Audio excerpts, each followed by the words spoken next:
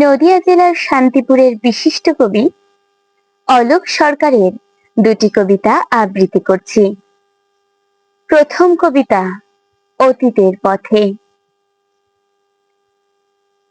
সহস্র স্মৃতি বিজড়িত পদ্মা, তুমি আজও বহমান, আনন্দে নৃত্য করে চলেছ।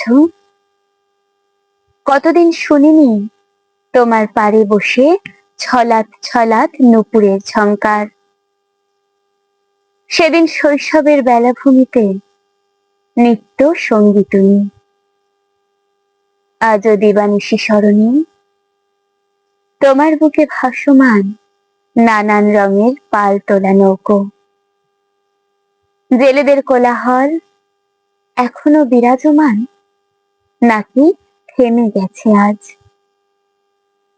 জীবনের ফেলে আসা হারানো দিন আজও কি দেয় হৃদয় জানালায়। জানি আর কোনোদিন পাবো না ফিরে মাঝির ভাটিয়ালি, রাখালের বাঁশি, চেনা মুখগুলো। জানি না আজ কেন জীবনের অবেলায় মন পড়ে থাকে অতীতের পথে। দ্বিতীয় কবিতা শ্যামলীকে।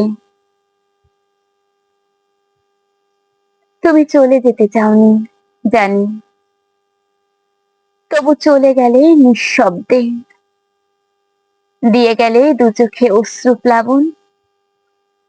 একদিন বলেছিলে একসাথেই মরবো দুজনে, কেউ কারো জন্য কাঁদতে হবে না। তারপর হঠাৎই মারণ রোগ ছিনিয়ে নিল তোমাকে। কোথা থেকে উড়ে আসা এক অজানা ঝড়ে ভেঙে গেল খেলা ঘর। যখন রাতে তোমাকে শ্মশানে নেওয়া হলো, তীব্র শীতের নিস্তব্ধতা বিরাজমান চারিদিক। শ্মশানের অদূরে ডেকে ওঠে এক ঝাঁক শেয়াল। বিশ্বাস করো শ্যামলী, তোমাকে একা রেখে ফিরে আসতে চায়নি মন। অতন্দ্র প্রহরীর মতো ফেলে আসা 35টা বসন্ত তোমাকে আগলে রেখেছিলাম।